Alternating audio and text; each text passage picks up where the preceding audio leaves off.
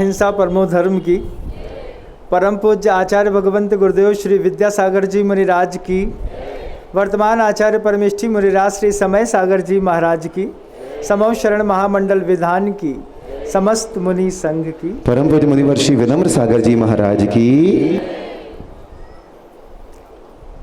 आप लोग जैन कुल में आने के बाद बहुत लंबा जीवन जी चुके हैं। बहुत सारे ऐसे महापुरुष हैं समाजों में जो 50, 55, 60, 65 की उम्र दराज तक पहुंच गए, कोई 70, 75 तक भी पहुंच गए होंगे। कुछ बच्चे हैं जो अभी छोटे से हैं, बात समझ में नहीं आ रही होगी, लेकिन फिर भी आवाज़ के दीवाने हैं। कई बार ऐसा होता है, बात समझ में नहीं आती लेकिन आवाज़ अच्छी लगती है तो आवाज़ सुनते हैं। कुछ बच्चे बड़े हो रहे हैं। सबसे एक प्रश्न है कि आप अपने नाम के बगल से वो जो जैन शब्द लगाते हैं, उस जैन शब्द ने आपको मुसीबतों से कब बचाया? एक बार अपने अंतर्मन से पूछिए। कभी ऐसा हुआ होगा कि 25, 26, 30 साल की उम्र में, 40 साल की उम्र में अचानक न चाहते हुए कोई कोर्ट केस फंस गया। कोर्ट केस फंसा, थाने में गए और थाने में जाने के बाद थानेदार वैसे तो बड़े बड़े मंत्रों से स्वागत करते हैं उन लोग, उनकी स्वागत की पद्धतियां ही अलग रहती हैं। उसी स्वागत पद्धति में वो यहाँ पे DSP महोदय बैठे हैं, वो जानते हैं स्वागत की कैसी पद्धतियाँ रहती हैं। उनकी थाने में स्वागत की पद्धति अलग रहती है। आते ही साथ जिस तू तड़ाक से वो बोलते हैं, उसको जब खानदानी घर का आदमी सुनता है तो दिल धक्क कर जाता है। हमसे घर के बाहर कोई ने बे में बात नहीं करी, जे तो सब में बात कर रहे हैं। मैं आपसे पूछना चाहता हूँ कि आपके नाम के बगल से वो जो जैन शब्द है, उस जैन शब्द का आपने कब कब प्रयोग किया और उस जैन शब्द ने आपको कब कब कहाँ कहाँ बचाया? थाने में अचानक पहुँचना हुआ और एकदम से पता चला कि 2 OBC के हैं, एक ST SC का है, एक जनरल कैटेगरी का है और इनके सामने जैन लिखा था। लिखते लिखते किसका नाम जैन है ऐसा देखा होगा थानेदार ने। फिर धीरे से बोला तुम अंदर आओ। अंदर ले गया होगा, बोला क्यों इन लोगों के साथ फंसते हो, चुपचाप 12 बजे निकल जाना।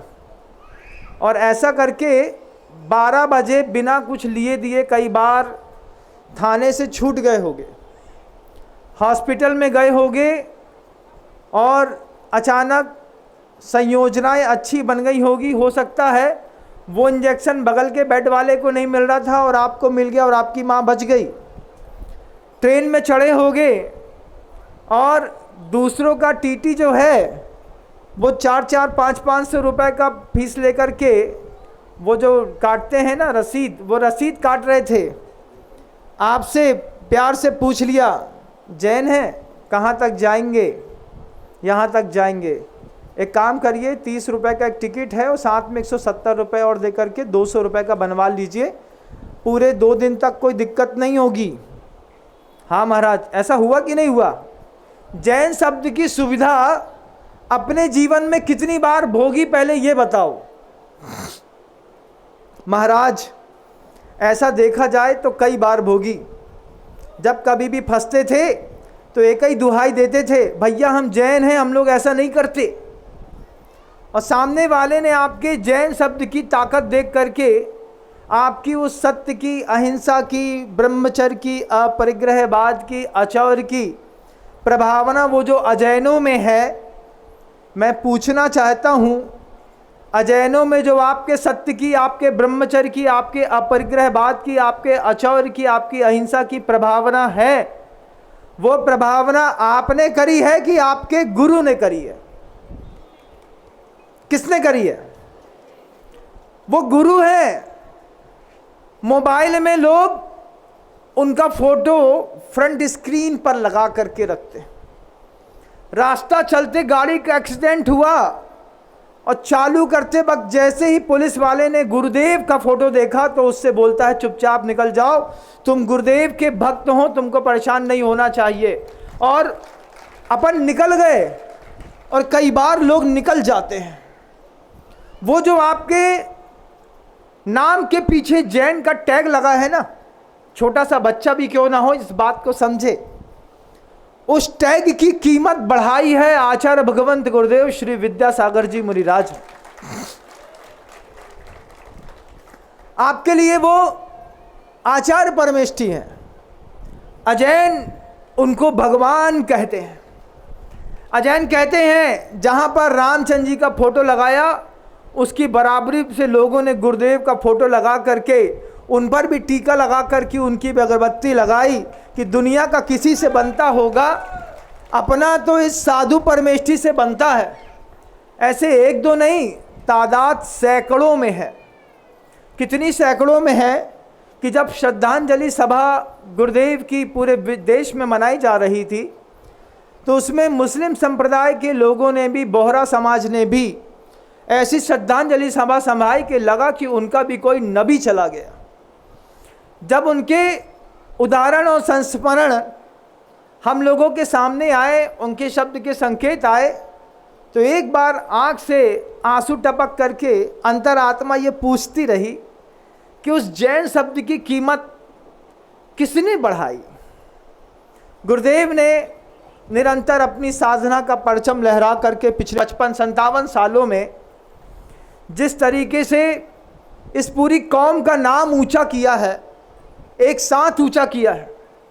कभी अपने दुकान के व्यावसायिक प्रतिष्ठानों में भी देखना, आपकी दुकान के सामने किसी और की दुकान होगी, एक ही जगह से एक ही व्यापारी से माल लाते हो, तुम्हारा बिक जाता है, सामने वाला का रह जाता है। सामने वाला अपनी दुकान में बैठा बैठा सोचता है सामान एक जगह का, एक रेट का, एक जगह से खरीदी करते हैं, ये देखते देखते एक हफ्ते में 20 बंडल बेच देता है और हमारा एक बंडल का आधा नहीं हो पाता। पीछे वो जो पुण्य है, उस पुण्य की शक्ति किसने बढ़ाई? आपने। अरे तुम तो राशि का गुटखा खा करके अपने घर में बैठे रहे, तुमने उसकी तख्ती नहीं बढ़ाई, तुमने कुछ नहीं किया। फिर तुम बोला किसी हमारे पिताजी ने बढ़ाई। बे पिताजी की फोटो तांबे चोर के नाम पर पे थाने में टंगी है, तुम्हारे पिता ने भी नहीं बढ़ाई। फिर किसने बढ़ाई? किसी और ने बढ़ाई होगी, हमारे भाई ने बढ़ाई।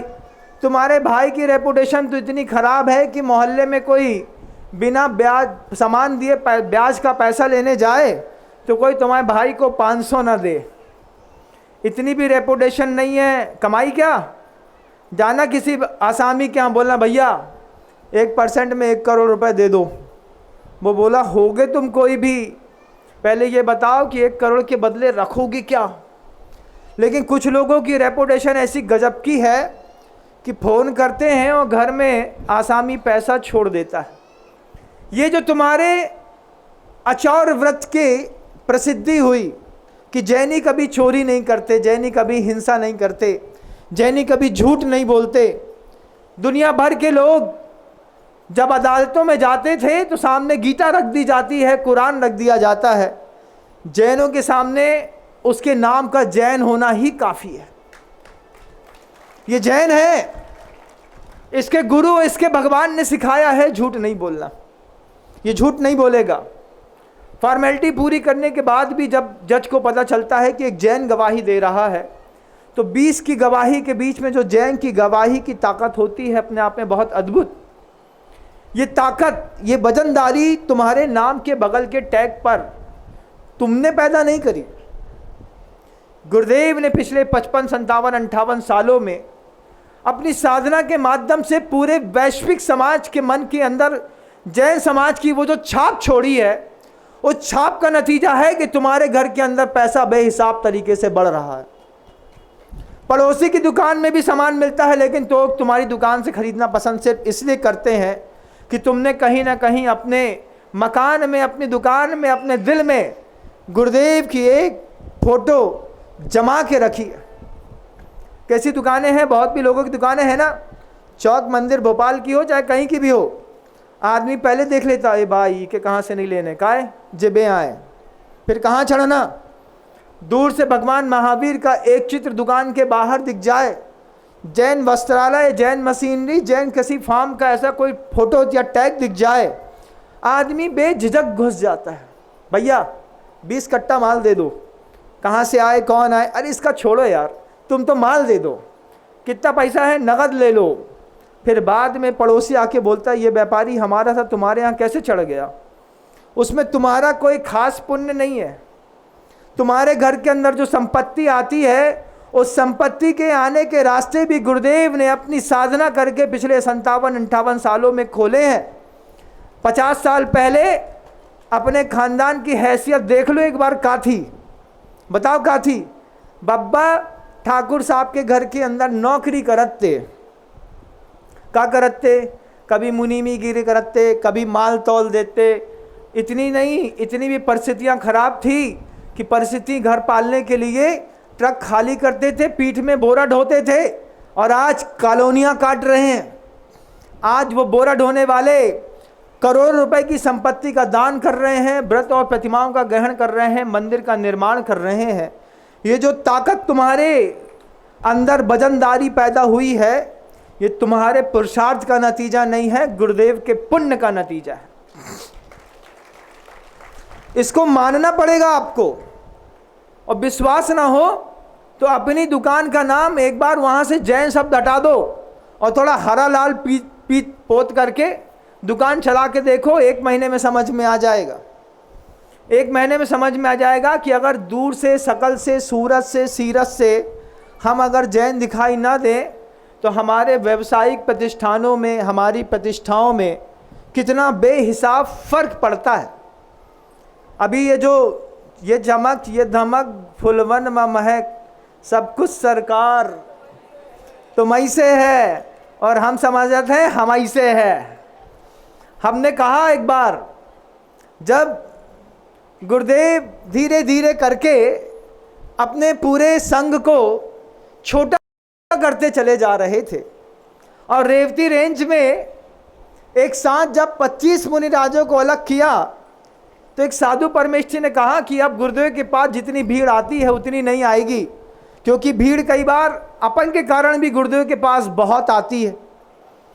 हमने कहा तुम कितने भ्रम में हो भाई, तुम साधु होकर के सोचते हो कि तुम्हारे चक्कर में गुरुदेव के पास भीड़ आती है।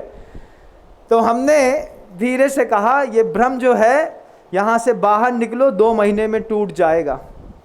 और जैसे ही वो बाहर निकले, बाहर निकलने के बाद उनने देखा कि जब संघ में सिर्फ 4 साधु थे तो बाहर 40,000 की जनता आशीर्वाद लेने के लिए इंदौर में खड़ी रहती थी।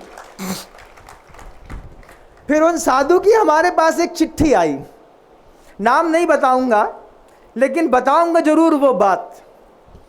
साधु की चिट्ठी आई और उसने कहा कि प्रिय विनम्र, आप बिल्कुल सही कहते थे, हम सोचते थे कि रोशनी हमसे है, चमक धमक हमसे है, क्योंकि हम अच्छा बोलना जानते थे। गुरुदेव तो किसी से बात भी नहीं करते थे, तो शुरुआती माहौल में लगता था कि ये चमक, ये धमक, फुलवन महक सब कुछ हम ही से है। फिर बाद में क्या हुआ, हमने पूछा तो साधु की वो जो लाइनें थी वो अपने दिमाग में रखना, हमारे बगैर भी रोशन थी महफिल उनकी, हम नादान थे, समझते थे रोशनी हमसे है। हम नादान थे, समझते थे रोशनी हमसे है, जबकि रोशनी तो उनसे है बंधु। आज पूरे भोपाल के अंदर आपका एक चेहरा गुरुदेव ने बनाने के लिए, जो हबीबगंज के मंदिर निर्माण के लिए आपको एक अवसर दिया। गुरुदेव हमेशा जब भी किसी मंदिर की आधारशिला रखते तो क्षेत्रीय समाज को देख करके वो बात जरूर कहते कि योगदान के और सेवा के अवसर बार बार नहीं मिलते, और एक बार अवसर पूरा हो जाने के बाद आपके सामर्थ्य की कोई कीमत नहीं रहती। खरबपति तो तुम कल भी हो जाओगे, लेकिन कल तुम्हारे दिए गए दान की कोई कीमत नहीं रहेगी। आज अवसर है और अवसर में सर से काम लो, ये मूक माटी कहती है। मात्र भोपाल ही नहीं, पूरी दुनिया में जहाँ कहीं भी गुरुदेव के आशीर्वाद से जो भी संस्कृति के उत्थान के कार्य आयोजित हैं, नियोजित हैं और हो रहे हैं, उन सब में आचार्य भगवंत ने क्षेत्रीय जनता को एक अवसर दिया है कि अभी अपनी सामर्थ्य का उपयोग करो, बाद में तुम्हारी सामर्थ्य की भी कोई कीमत नहीं है। एक बार निर्माण कार्य होने के बाद सामर्थ्य की क्या कीमत होती है? कोई कीमत नहीं। आज अवसर है और ये भी मान के चलो कि जिन लोगों ने गुरुदेव के साथ एक मुट्ठी बांधी थी, उनने का भी एक बहुत अजूबा सा संकल्प है। ये बड़े बड़े प्रतिष्ठित लोग जो सफ़ेद कुर्ता पैजामा पहन करके मंच में आते हैं, इन्होंने गुरुदेव के कमरे के अंदर जा कर के वो संकल्प किया है कि महाराज समाज सहयोग करेगी और नहीं करेगी तो हम बनाएंगे, आपको विश्वास दिलाते हैं। वो विश्वास भी अपने आप में बहुत अनूठा है।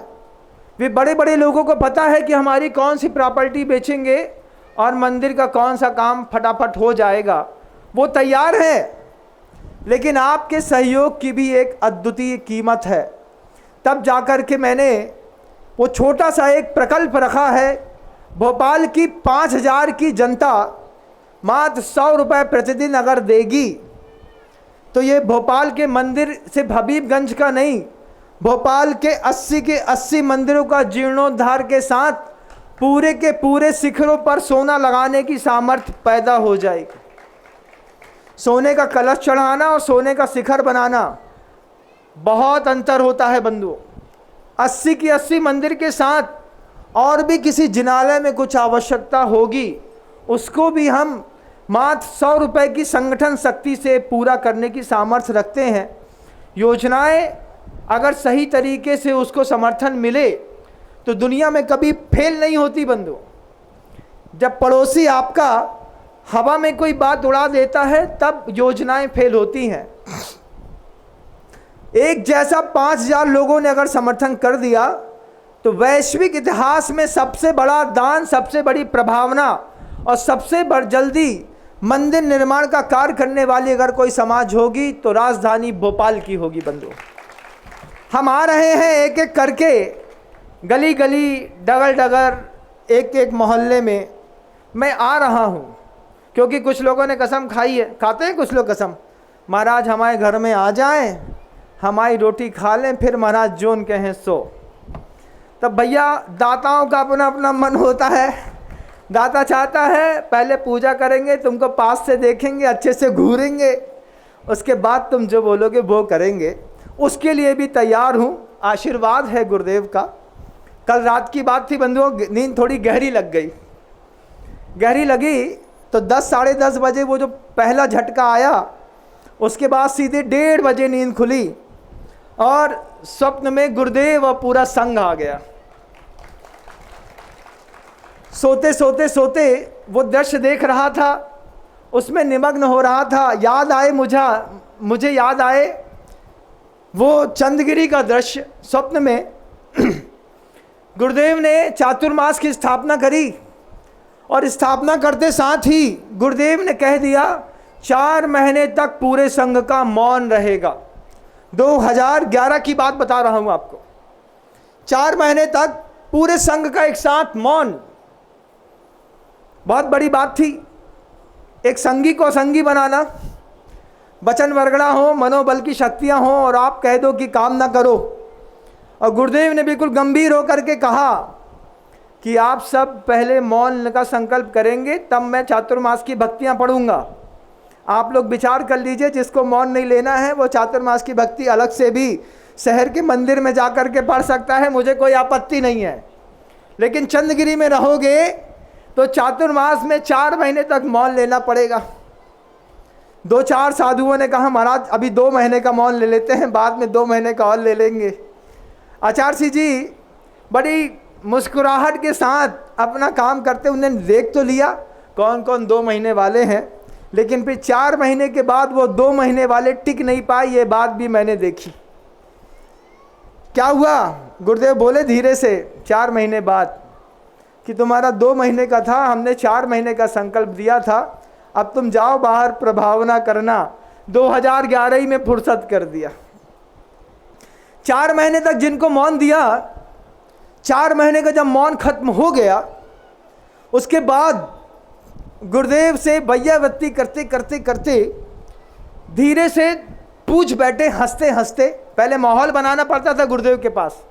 जब बिल्कुल हल्का माहौल लगे कि सब मुस्कुरा रहे हैं, आचार्य जी का मनोभाव बिल्कुल शांत है, हंसमुख है, कुछ पूछा जा सकता है, तो धीरे से महाराज जी ने पूछा। बड़े आदमी से बात करने के लिए बहुत ताकत के साथ सब देखना पड़ता है। आप लोग को लगता है हम लोग साधु होने के बाद गुरुदेव से कभी भी बात कर लेते। हम लोगों को भी आपके जैसे घंटों और महीनों प्रतीक्षा करनी पड़ती। सुबह जाते, दोपहर जाते, शाम जाते, अपने आप को समझाते भैया अभी माहौल नहीं है, कल बात करेंगे, कल बात करेंगे।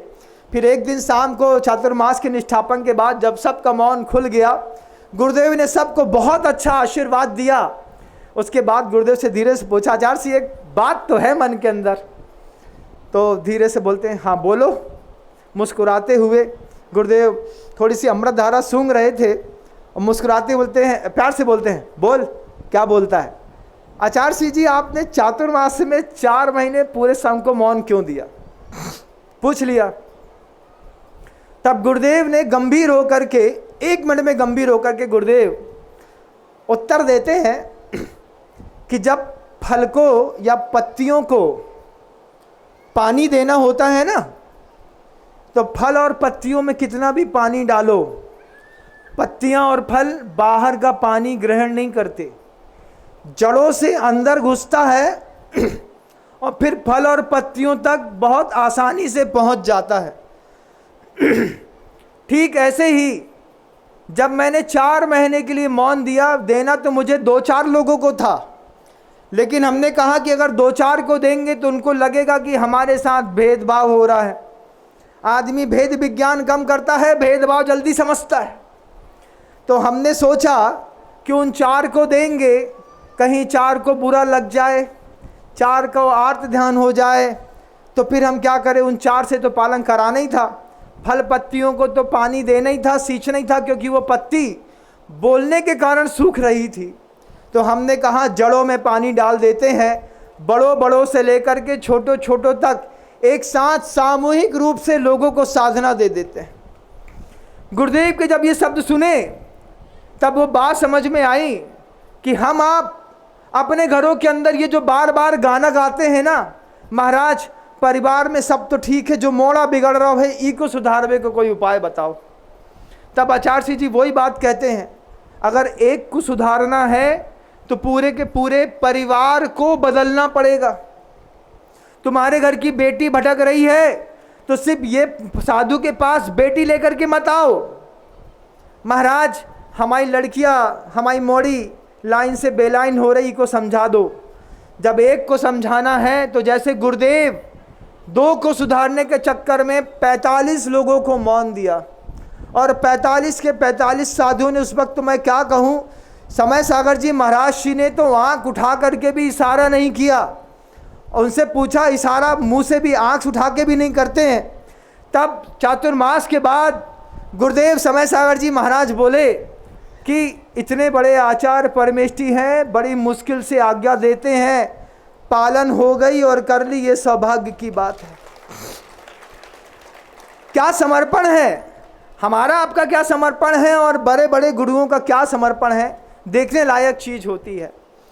गुरुदेव की वो शब्द दिल में ऐसे अंदर प्रवेश करे, फिर बाद में व्यवहारिक जीवन में आकर के वो जो बात देखी कि आप अपने परिवार में किसी एक व्यक्ति में परिवर्तन चाहते हैं। आप चाहते हैं कि पिताजी बदल जाएं, या भाई बदल जाएं, या भाभी बदल जाएं, या बच्चा बदल जाए, लेकिन गुरुदेव कहते हैं कि अब वो जमाना है कि अपने परिवार में अगर किसी एक व्यक्ति का चारित्रिक ज्ञान के रूप में भी अगर परिवर्तन करना है, उसके परिवर्तन में पूरे के पूरे परिवार को जब तक भूमिका नहीं निभाएगा तब तक एक व्यक्ति में परिवर्तन हो नहीं सकता। 11 बजे, 12 बजे, 1 बजे रात को अगर आपका लड़का घर आता है तो पूरे परिवार की जवाबदारी है धर्म ध्यान बढ़ाने की। आपके बढ़े हुए धर्म ध्यान को देख कर के वो बच्चा 1 बजे वाला रात को 10 बजे घर आने लगेगा। जब लगे कि अभी 10 बजे भी संतुष्टि नहीं है तो फिर परिवार को सामूहिक धर्म ध्यान और बढ़ाना पड़ेगा, तब लड़का रात को 9 बजे घर में आएगा। बंधुओं, हम सोचते हैं, हम विचार करते हैं कि पत्तियों में पानी देंगे और पत्ती पल्लवित हो जाएगी, हम एक फल को सींचेंगे और फल बड़ा हो जाएगा, लेकिन आप गलफत में हैं। आपको जड़ों को सींचना पड़ेगा। जड़ें छोटों से नहीं बड़ों से शुरू होती हैं। वे बड़े रात में अगर 11 बजे गुटखा खाएंगे तो ये उम्मीद मत करना कि छोटा सा बच्चा रात को शराब का ठेके में जा करके लौट करके नहीं आएगा। वो कहेगा ऐब तो ऐब है कक्का, बड़े तम्बाकू खाते हैं, हम तनक्सी पियत हैं, हमारे तो दांत भी साफ हैं, उनके तो दांत देखो कैसे गंदे हो गए। जब अगर ऐसी घर के अंदर परिस्थिति बने तो फिर गुरुदेव का वो फार्मूला 64 अपनाइएगा। हमारे यहाँ फार्मूले चलते हैं, formula 44, formula 35, formula 21, formula 25, formula 77। अभी लास्ट फार्मूला गुरुदेव ने दिखाया फार्मूला 77 का। उस समय फार्मूला 64 चला बंधुओं। फार्मूला 64 कहता है, क्या है फार्मूला 64, 65? उम्र के हर पड़ाव में अनुभव बढ़ता है। 20 साल के साधु का जो अनुभव है वो 75 साल के साधु का अनुभव नहीं है। एक ही साधु का अनुभव बढ़ता है, तो हम उसको फार्मूला 44, फार्मूला 64, 77 कहते हैं। अभी गुरुदेव लास्ट में फार्मूला 77 देकर के गए। उपसर्गे दुर्भिक्षे जरस रुजायाम चनिह प्रतिकारे धर्माय तनु विमोचन माहु संलेखना मार्या। कि संलेखना का फार्मूला 77 में देकर के गए कि चुपचाप शांत तरीके से बिना बताए भी इस तरीके से भी रास्ता है मंजिलों को पाने का। और गुरुदेव अपनी मंजिल में निकले, लेकिन उस वक्त गुरुदेव का फार्मूला 64 काम किया। फार्मूला 64 में गुरुदेव ने कहा कि जड़ों को पानी दोगे तो फलों और पत्तियों में पहुंचेगा। आप सबसे भी कहता हूं वो बात कि अगर आपको ऐसा लगता है कि आपके फल, आपके घर की लगी हुई पत्तियां मुरझा रही हैं, बर्बाद हो रही हैं, तो जड़ों में पानी देना होगा। और जड़ें बड़ों से शुरू होती हैं। बड़ों को पहले line of control, under control में आना पड़ेगा कि हम मंदिर नहीं जाते हैं, काम करते हैं, हम रोज़ अभिषेक पूजन का नियम ले लेते हैं, हमारा लड़का 1 बजे से 11 बजे अपने आप आ जाएगा। जिस दिन आप शाम के भोजन का नियम ले लेंगे, बच्चा रात को 10 बजे के बाद खाना त्याग कर देगा। जिस दिन आप शाम का भोजन स्वीकार कर लेंगे, उस दिन आपका बच्चा बिना कहे रात्रि भोजन छोड़ देगा। बंधुओं, त्याग करके बड़ों को घर के अंदर दिखाना पड़ता है, फिर अगली फसल सुरक्षित होती है। कैसा लग रहा है गुरुदेव का ये संस्मरण? है ना गंभीर, है ना अद्वितीय? क्योंकि गुरुदेव वास्तव में अद्वितीय हैं। वो करते हैं कुछ और उसके परिणाम जब सार्वभौमिक होकर के निकलते हैं तो ऐसा लगता है कि कितनी गहनतम और ऊंची सोच थी गुरुदेव की। याद है मुझे मुनिराज श्री शांति सागर जी महाराज जो विदिशा में समाधिस्थ हो गए, उन्होंने आचार्य श्री जी के पास जाकर के एक बात कही। शांति सागर जी महाराज जी की एक बड़ी अद्भुत बात थी कि वो कोई भी बात अकेले में ना कह करके सबके सामने कहने की हिम्मत रखते थे। सबके सामने जा करके गुरुदेव के सामने मुस्कुरा करके अच्छे से नमोस्तु किया और मुस्कुरा के बोले। उनकी मुस्कुराहट देखी, अपने चिर परिचित अंदाज की, मुस्कुरा करके गुरुदेव से बोले, महाराज जी, आचार्य जी, हमें जे वाले महाराज जी से बहुत ईर्ष्या हो रही है। आचार्य जी ने सुना, सुन करके आचार्य जी बोलते हैं, ईर्ष्या हो रही है? शांति तुमको? तुम तो शांति में रहने वाले हो, तुमको क्यों ईर्ष्या हो रही है? महाराज जी, इनकी प्रभावना हमारे देखत देखत बहुत बढ़ गई और बहुत सारे लोग इनके पास आके बैठे थे जो अच्छो बोलत भी हैं और साथ ही साथ इनके ध्यान की भी बहुत अच्छी प्रभावना है। जैसे समाइक में जब बैठा थे तो ऐसा लगता है जैसे पत्थर की मूर्ति बैठ गई है, हिल भी नहीं रहे, न इनकी रीढ़ की हड्डी ऐसी ऐसी होते हैं। हमें इनको देख करके ईर्ष्या होने लगी। महाराज जी, बड़ा अजूबा प्रश्न था। आपको सुन के कैसा लग रहा है कि ऐसी भी ईर्ष्या होती है? हो गई। किसी दूसरे साधु की प्रभावना बढ़ी, बगल वाले को ईर्ष्या हो गई। कई लोग तो कह नहीं पाते बंधुओं, वो तो धन्य है हमारे बड़े महाराज श्री शांति सागर जी महाराज की दिल की बात जुबा पर ला करके गुरुदेव से कह दी। क्यों? क्योंकि गुरुदेव तो वैद्य हैं, उनसे कहोगे तो वो इलाज बताएंगे, हम कहेंगे नहीं तो अंदर ही अंदर घुटते चले जाएंगे। उनसे अच्छे तो वो हैं, उनसे अच्छे तो वो हैं जो खुल के पाप करते हैं, अधम से अधम तो वो हैं जो पर्दे में बिगड़ते हैं। बहुत सारे लोग हैं दरवाजा बंद करके पर्दे में बिगड़ते हैं बंधुओं। लेकिन शांति सागर जी महाराज के बारे में बोला, तुम तो खुल्लम खुल्ला कह रहे कि हमको इनसे ईर्ष्या हो रही। आचार्य सिंह बोलते भी जा रहे हैं और मुस्कुराते भी जा रहे हैं। फिर शांति सागर जी महाराज श्री कहते हैं कि महाराज ईर्ष्या तो हो रही है, जब उनके पास कोई आता है, अच्छा व्यक्ति बैठता है, कोई पैसा वाला बैठता है, जब उनके ध्यान को देखते हैं, उनके ज्ञान को देखते हैं, ईर्ष्या होती है। अब आप हमारी ईर्ष्या का समाधान कर दो। गुरुदेव बोलते हैं, शांति, ईर्ष्या को प्रतिस्पर्धा में बदल दो। जैसे ही ईर्ष्या प्रतिस्पर्धा में बदलेगी, तुम्हारा समाधान भी हो जाएगा और तुम्हारा विकास भी हो जाएगा। क्या बात कही गुरुदेव ने। उनकी सामायिक को देख करके अगर तुमको ईर्ष्या होती है तो ईर्ष्या को प्रतिस्पर्धा में बदल दो। पुरुषार्थ करो कि मैं भी ऐसी सामायिक करूंगा कि जिन सुदृढ़ मुद्रा देख मृगगण उपल खाज खुजावते। ऐसी तुम भी सामायिक करो जैसी वो साधु परमेष्ठी करते हैं। जब वो अपनी रीढ़ की हड्डी नहीं लाते थे, तुम कसम खाओ कि हम भी रीढ़ की हड्डी नहीं लाएंगे। तो जब भी आप अपने जीवन में किसी के भी साथ होने वाली ईर्ष्या को प्रतिस्पर्धा में बदल देंगे, विश्वास मानिए दोनों का विकास होगा। प्रतिस्पर्धी का भी विकास होगा और जिससे प्रतिस्पर्धा हो रही है उसका भी विकास होगा। मोहल्ले में एक दुकान होती है तो क्या होता है? मोनोपली। मोनोपली में क्या? यदवा तदवा, जितने बोले उतने आपको देने पड़ेंगे। और जैसे ही कंपटीशन मेंटेन होता है तो क्या होता है बताओ बंधुओं? कंपटीशन में बिजनेस 4 गुना बढ़ता है। आचार्य भगवंत बोलते हैं मुनिराज श्री शांति सागर जी महाराज श्री से कि तुम ईर्ष्या को प्रतिस्पर्धा में बदलो। उसको देखो गौर से, जिस चीज़ को देख करके उसकी तुमको ईर्ष्या होती है, तुम कसम खा लो कि ये चीज़ मुझे भी डेवलप करनी है। उसके बोलने के अंदाज को देख करके ईर्ष्या होती है तो तुम कसम खाओ कि मुझे प्रतिस्पर्धा करनी है, मैं उनके जैसा बोल के दिखाऊंगा। उनकी साधना से प्रतिस्पर्धा करो। ईर्ष्या होती है तो कसम खाओ अपने आप में कि मैं उनकी साधना करके दिखाऊंगा। अगर उनके जैसे भक्त तुम्हारे पास नहीं आते तो बगल में बैठ करके एक बार देख लो क्या समझाते हैं, कैसे समझाते हैं, कब समझाते हैं, कितना बोलते हैं, कब मौन रहते हैं। गुण सीख लो। तुम भी उनकी दुकान से माल चुराओ और अपनी दुकान चलाओ। क्या बुराई है? कोई बुराई नहीं है महाराज। फिर क्या होगा? यही ईर्ष्या तुम्हारे विकास का कारण बनेगी। आज हम भी, आज आप सब लोग, गृहस्थ पूरी दुनिया के लोग किसी न किसी से तो जलते होंगे।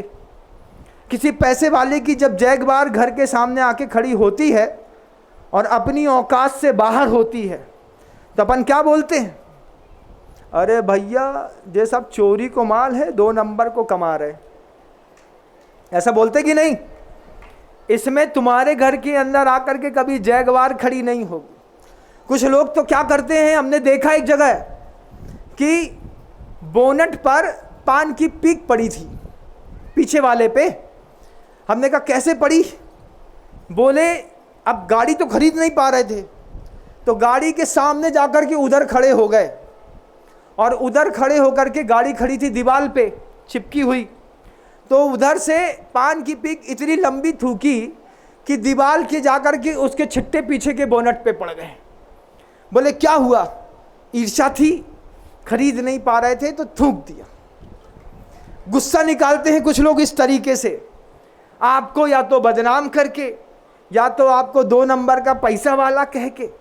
लेकिन जिनको ईर्ष्या होती है उनको गुरुदेव का वो अमोघ मंत्र याद रखना चाहिए कि अपनी ईर्ष्या को प्रतिस्पर्धा में बदलो। देखो सामने वाला मीठा व्यवहार करता है, हम भी मीठा व्यवहार करेंगे, हमारी दुकान भी चलेगी। सामने वाला शाकाहारी है, शाकाहारी होकर के मीठा बोल करके अपनी दुकान चलाता है तो हो सकता है हमारी कौम ने प्रतिष्ठा गलत कमा ली हो। एक कौम है, उसने प्रतिष्ठा ही गलत कमा ली, इतनी गलत प्रतिष्ठा कमा ली कि छोटा सा बच्चा भी दिखे तो आतंकवादी दिखाई देता। उस पूरी कौम के लोगों ने एक साथ गलत प्रतिष्ठा कमा ली। आपकी पूरी कौम की प्रतिष्ठा गुरुदेव श्री विद्यासागर जी मुनिराज ने अपनी साधना करके बढ़ाई है, इसका अपने आप में गर्व और बहुमान होना चाहिए। और फिर उस जैन टैग को जो आप लगाते हैं ना, ये जो 181 दे रहे हैं, 100 रुपये दे रहे हैं, ये समझना कि ये प्रतिष्ठा, ये बहुमान, ये संपदा, ये पुरुषार्थ, ये पुण्य हमारे इस छोटे से दान से भी अगर बना है तो बड़े सौभाग्य की बात है कि हमने धूप में अपना जिस्म नहीं जलाया, उसके बाद भी हमको तपस्वी होने का सौभाग्य मिलता है। जिनने जलाया, जिनने मेहनत करी, उनका तो पुरुषार्थ ही अलबेला होता है। उन साधु परमेष्ठी को देखो, गिम्मे गिरसी हत्ता वर्षा याले रुख मूल रहणेसु सिसरे बाहिर सेना ते साहू बंदिमो निच्चम। उन साधुओं ने पुरुषार्थ किया, उन साधुओं ने साधना करी, और इज्जत किसकी बढ़ी? आप लोगों की। ये जैन हैं, इनके साधु महान, ये महान, ये अपने आप प्रतिष्ठा कमा ली, अपने आप पैसा आता है। सोने चांदी के नाले पता नहीं कहाँ से बह करके अपने घर के सामने आके रुक जाते हैं। अपन जितना चाहते हैं उतना उठा लेते हैं। कैसे कमाई है ये प्रतिष्ठा? तुमने, उनने। और यहाँ पर ये जो वैभव बढ़ा तुम्हारे कारण, उनके कारण। आज वो ही जाते जाते वो जो संकेत दे गए कि अब जैन समाज का अस्तित्व, अगर अब जैन समाज की प्रतिष्ठा, जैन समाज की ताकत और अहिंसा दिखाई देगी तो हबीबगंज के जैन मंदिर से दिखाई देगी। कहीं हबीबगंज के जैन मंदिर से दिखाई देगी तो कहीं रेवती रेंज के जैन मंदिर से। एक चेहरा बनाना है गुरुदेव को महानगरों पर कि जब लोग संतप्त मानस शांत हों जिसके हृदय के ध्यान से, वे वर्धमान महान जिन विचरे हमारे ध्यान में। बहुत सारे यायावर मुसाफिर लोग ऐसे होते हैं, तरह तरह के मंदिरों में जाते हैं शांति की खोज करने। जब आप कभी खजुराहो जाके देखिएगा, वो जो यायावर विदेशों से आते हैं, 58, 60, 65 मंदिर हैं, एक एक मंदिर में जाते हैं, घंटों दिनों पड़े रहते हैं, ढूंढते हैं शांति। जब नहीं मिलती तो दूसरा मंदिर, नहीं मिलती तो तीसरा मंदिर। फिर जब घूम फिर करके जब प्रशांत रूपाय दिगंबराय शांतिनाथ भगवान के दरबार में आते हैं, माथा टेक करके जब विदेशी शांतिनाथ भगवान के चरणों में रोता है ना, तो उससे पूछते हैं क्या हो गया? बोला पहली बार इतना घूमने के बाद यहाँ पर आकर के शांति मिली। ये कमाल है जैन शासन का बंधु। और सौभाग्य है कि हम आप जैसे लोगों को इस जैन शासन में जीने का, रोटी खाने का, अपना व्यवहार चलाने का, अपना वैभव बड़ा करने का मौका मिला है। आज सौभाग्य था। 2 बातें कहा हूँ, एक बातें और कहनी थी कि वस्तु तत्व को कैसे त्रिकाल गोचर होकर के देखी जाती है, लेकिन अब कल कहूँगा, चूँकि समय हो गया है और अभी यात्राएं आपकी बहुत लंबी हैं। 12 तो जरा सी बात में आपके बज जाते हैं, लेकिन घड़ी के बजे, दिमाग के ना बजे, बस इतना ध्यान रखियो। दिमाग के 12 बजे तो क्या होता है महाराज, बहुत टेंशन होती है। तो ये छोटी सी बात, पहला संकेत गुरुदेव का कि जब कभी भी अपने घर के पत्तियों और फलों को सींचना है तो जड़ों में पानी देना पड़ेगा। और दूसरा, इस पूरे के पूरे संवाद की मुखरता है कि ईर्षा जिस दिन आपकी प्रतिस्पर्धा में बदल जाएगी, आपके जीवन का विकास सद्गुणित हो जाएगा। मैं भगवान से प्रार्थना करता हूँ कि आप अपने घरों की जड़ों को सींचिए और अपनी ईर्षा को प्रतिस्पर्धा में बदल करके जैन शासन का मस्तक और ऊंचा करिए। प्रतिस्पर्धा करिए पड़ोसी से, तुमने 555 दिए हैं ना, हम भी देंगे। प्रतिस्पर्धा करिए पड़ोसी से, तुमने 21 लाख दिए हैं, हम भी देंगे। प्रतिस्पर्धा करिए ना पड़ोसी से, जब तुमने 100 रुपये का फॉर्म भर दिया है तो हम भी भरेंगे। इस चीज़ में तो कोई प्रतिस्पर्धा नहीं करता। जिसका पुण्य होता है, योगदान का अवसर है, एक समय के बाद आपके सामर्थ्य की कोई कीमत नहीं होगी। अपने पड़ोसी की दान शक्ति को देख करके जिस दिन आप उसके पड़ोसी की दान शक्ति से प्रतिस्पर्धा करेंगे, आपका भी विकास होगा। आपके घर के अंदर भी कालांतर में कोई कुंद पैदा होगा बंधु, इसी दान के भरोसे। जब एक छोटी सी पुस्तक के दान के भरोसे ग्वाला कुंद बन सकता है, तो मंदिर निर्माण के दान के भरोसे आप भगवान बन सकते हैं। अपनी चेतना को मोक्ष मार्ग पर प्रशस्त करें। इन्हीं भावनाओं के साथ गुरुदेव श्री विद्यासागर जी महाराज।